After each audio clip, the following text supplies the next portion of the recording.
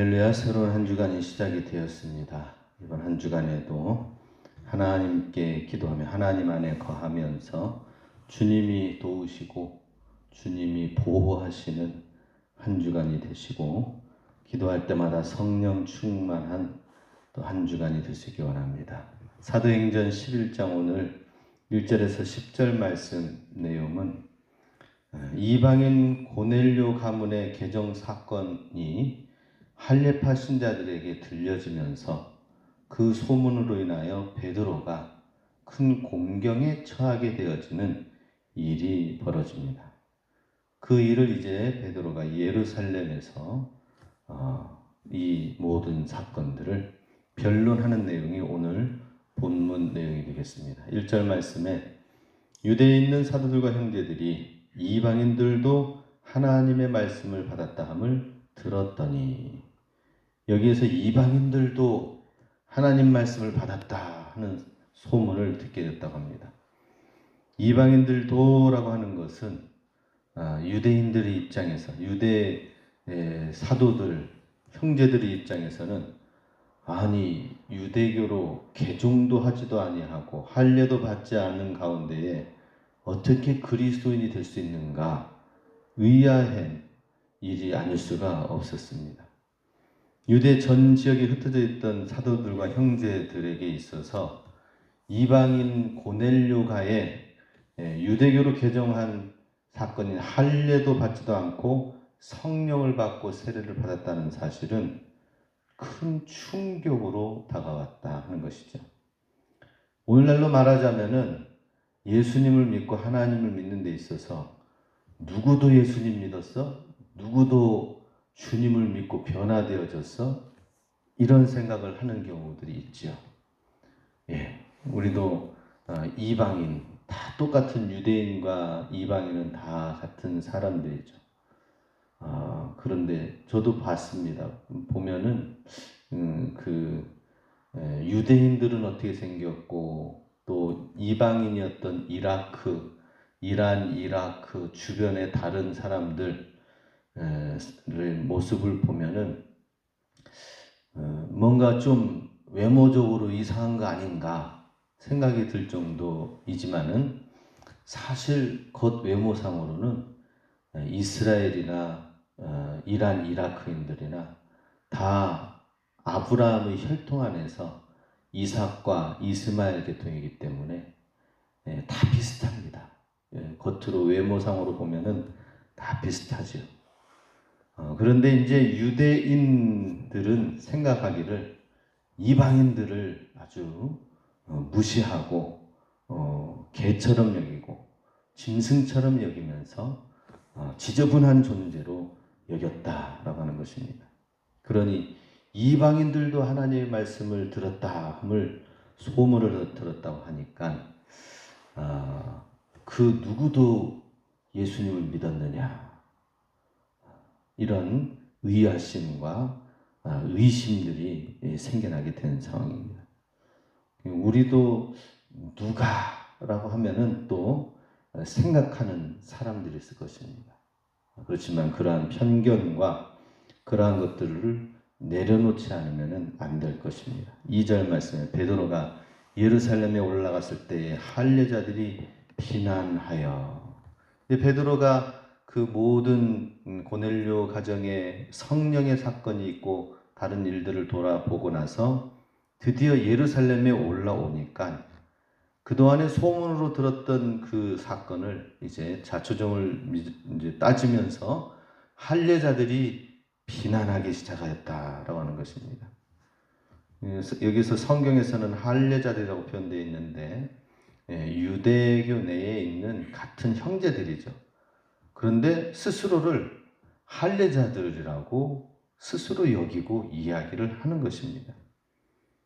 어떻게 할례받지 않는 이방인들에게 같은 믿음의 소식과 성령인 이것을 증거할 수가 있느냐, 믿게 할 수 있느냐라고 하는 것이죠. 근데 사실 이런 상황은 이방인들에게 할례를 행하고 또 식탁 교제를 금하고 이런 모든 것들은 율법에 있어서는 구약 성경에 있어서는 엄밀히 말했을 때에 이방인과 식탁 교제하는 것을 금하지 않았습니다. 이방인들도 어떻게 했어요? 출애굽할 때에 같이 따라 나오면서 해방을 경험하였던 일들이 있었습니다. 그러면 이방인과 식탁 교제를 금한 것은 어떤 내용이냐?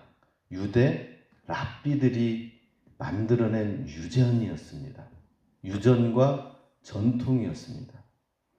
엄밀히 말하자면 하나님의 말씀이 아니라 그들이 만들어낸 전통, 그들이 만들어낸 유대 문화였었습니다.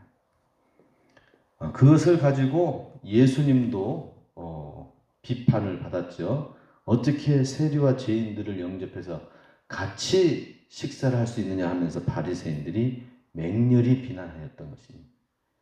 이러한 유대교 율법적인 그 랍비적인 시각을 가지고는 예수님도 비난받을 수밖에 없었던 것입니다.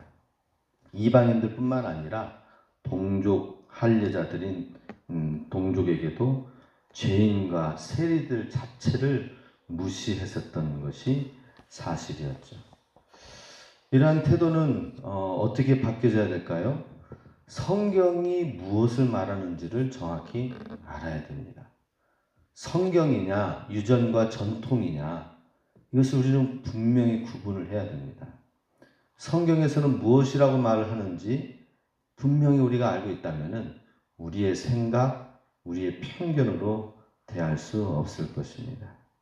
그래서 우리는 성경 말씀을 분명하게 잘 알아야 되겠다. 성경의 정신에 입각하여 모든 일들과 사람들을 대해야 된다 하는 것입니다. 사실 예수님께서는 십자가를 통하여서 모든 이방인들과의 장벽들까지도 허물으시면서 나아갔는데, 그런데 유대의 바리새인들이 아니라 이제는 예수님을 믿는 유대인들이 바로 이 이방인들과의 이 벽을 더 쌓으려고 하는 그런 상황에 있는 것입니다. 그러면서 무엇이라고 비난하였느냐? 3절에 내가 무할례의 자의 집에 들어가 함께 먹었다 하니, 베드로에게 이제 따지는 것입니다. 내가 어떻게 무할례자의 집에 들어가서 함께 먹을 수 있느냐라고 이야기를 하는 것입니다. 할례 받지 않는 이방인과 어떻게 식탁 교제를 하여서 부정한 사건을 만들었느냐라고 하는 것이죠. 참으로 전통과 유대인의 전통과 유전의 시점에서 볼 때에는 이 자체가 너무나도 문제가 되는 것을 보게 됩니다. 이런 상황에서 베드로가 4절에 이 일을 차례로 설명하여, 어떻게 하면은 자기 자신도 사실 그랬었거든요. 어떻게 부정한 사람들한테 나는 나아갈 수가 없습니다라고 하나님 앞에 그렇게 반복해서 10장에서 얘기를 했을 때에 환상을 통하여 주의 말씀과 인도하심을 통하여 성령의 인도함을 받아서 그 편견이 깨지게 됐거든요. 근데 똑같이 이제 유대인들도 베드로에게 이야기를 해오는 것입니다. 그래서 이제 이해를 어떻게 시킬 것인가? 베드로가 이 일을 차례로 설명하였다. 차례로 설명했다는 것은 상세하게 처음부터 끝까지 전 과정을 세세히 설명을 하였습니다. 그러면서 이방인에 대한 인식의 변화가 나도 그랬었는데, 그러나 성령님의 인도하심과 이런 현상의 모든 과정을 내가 경험한 것을 그대로 전하면은 내가 바뀌어지고 변화되어졌던 것처럼 이들도 받아들이게 될 것이다. 이런 생각을 가졌습니다. 그들은 인식의 변화가 성령의 말씀에 의해서 베드로에게 이루어졌던 것처럼 동일하게 이 유대 그리스도인 할례자들도 성령의 인도하심 받기를 바랬다 하는 것입니다. 우리도 무언가 사람이 바뀌어져야 되고 그것을 이해해야 되고 또 억울한 상황 가운데 있을 때에 이것이 풀어져야 되고 오해를 풀어나가야 되고 이런 모든 과정에서 사람의 말로는 한계가 있습니다. 대신 우리가 기대하고 구해야 될 것은 무엇입니까? 성령의 인도하십니다. 하는 것입니다. 성령님이 일하시고 성령님이 말씀하시고 성령님이 역사하여 주시옵소서라고 우리는 기도를 해야 될 것입니다. 5절에 이제 이렇게 설명을 시작합니다. 베드로가 내가 욥바시에서 기도할 때에 황홀한 중에 환상을 보니 큰 보자기 같은 그릇이 내 귀에 매어 하늘로부터 내려 내 앞에까지 드리워지거늘. 사실 고넬료는 가이사랴에 있었지요. 가이사랴에 자기 자신이 가서 거기에 볼 일이 있었던 것도 아니지만 나는 욥바시에서 기도를 하고 있었을 따름이었다라고 하는 것입니다. 욥바시는 아주 큰 도시, 항구 도시이죠. 거기에서 본인이 볼 일을 보고 거기에 묵고 있었고 거기에서 큰 도시에서 또 있었지만은 핍박과 어려운 가운데 그쪽으로 피신 가서 기도하고 있었지만 가이사랴에까지 가게 된 환상을 보게 된 이야기를 하고 있습니다. 그리고 황홀한 중에 환상을 본 내용을 3번이나 하나님이 그렇게 보여주셨다 하면서 이 모든 되어진 일들은 내가 꾸며낸 것도 아니고 우연찮게 한번 환상을 보아서 그 꿈에 되어진 것이 아니라 하나님이 분명하게 3차례나 내게 보여주시면서 하신 하나님께로부터 온 내용이다라고 하는 것이죠. 환상 중에 드려지는 그 보자기를 6절에 보니까 이것을 주목하여 보니 땅에 4발 가진 것과 들짐승과 기는 것과 공중에 나는 것들이 보이더라. 10장에 있는 내용, 환상 내용을 다시 한번 설명하고 있습니다. 그가 경험한 것을 이야기를 하고 있습니다.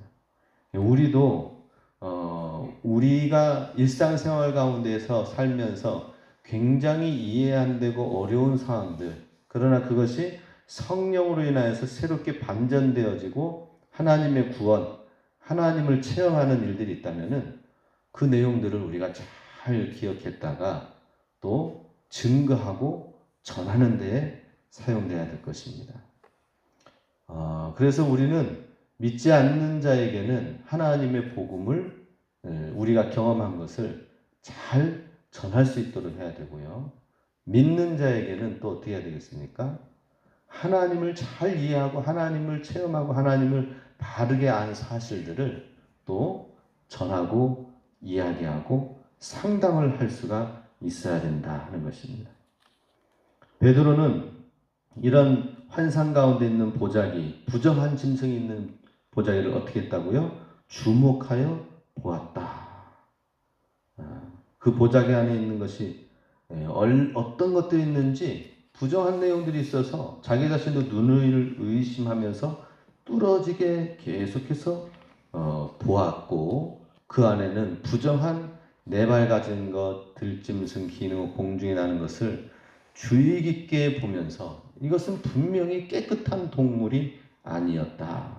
유대인의 율법에서는 음식으로든 제물로든 사용 불가능한 것들이 그 안에 부정한 것들이 있었던 것을 분명하게 보았습니다. 그런데 주님의 음성이 7절에 베드로야 일어나 잡아먹으라 라고 하는 것이었습니다. 이것은 단순한 제안이 아니라 하나님의 거역할 수 없는 명령이었던 거죠. 거기에 대한 대답은 베드로도 분명히 나도 단호하게 하나님의 명령에 불순종하기까지 하면서 대답을 하였다라고 8절에 나옵니다. 주님 그럴 수 없나이다. 속되거나 깨끗지 아니한 것은 결코 내 입에 들어간 일이 없나이다.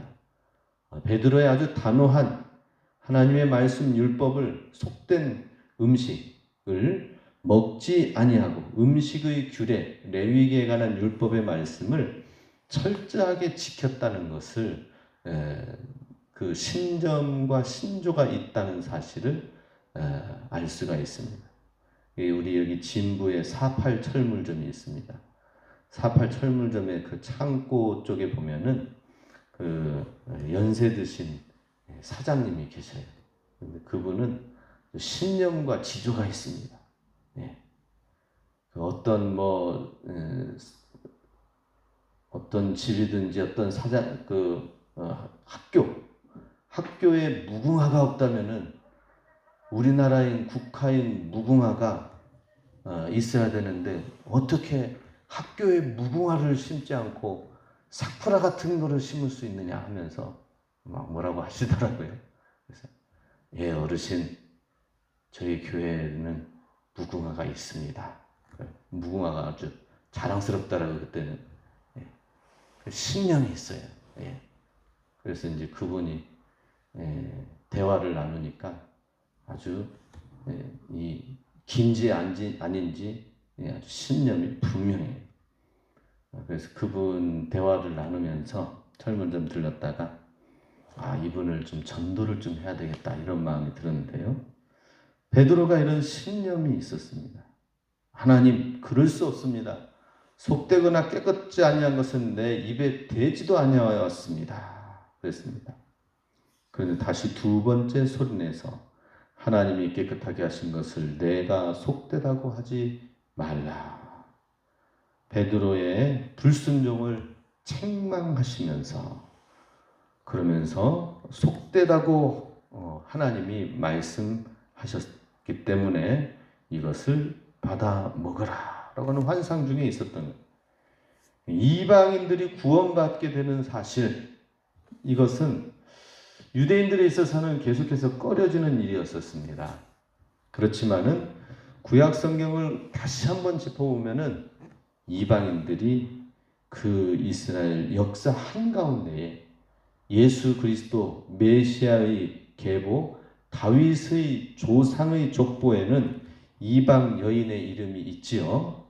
바로 가나안의 여인 이방인 라합, 모압 땅 여인 룻이 들어가 있는 것을 보게 됩니다. 그러니 다윗의 족보, 왕의 족보 안에는 이방인이 들어가 있는 것이죠. 그러니 그동안에 이방인들에 대한 생각을 하나님께서 바꿔주시는 일들이 일어나게 된 것입니다. 이것이 세 번의 순회에 다시 하늘로 끌려 올라갔다. 하나님께서 세 번 보여주신 이 환상으로 인하여 내가 생각을 바꿔 먹게 되었다라고 하는 것입니다. 하나님이 한 번, 두 번, 세 번 환상 보여주시는 것처럼 오늘 우리에게도 한 번, 두 번, 세 번 주님께서 거듭거듭 말씀하시는 부분이 있는 것을 보게 됩니다. 우리 삶 가운데도 우리가 불순종하고 하나님의 뜻대로 하지 못하는 것에 대해서 계속 말씀해 주시는 거듭 재차 한 번, 두 번, 세 번 말씀하시는 부분들이 있을 것입니다. 우리는 그것을 순종해 나아갈 수 있도록 해야 된다 하는 것이죠.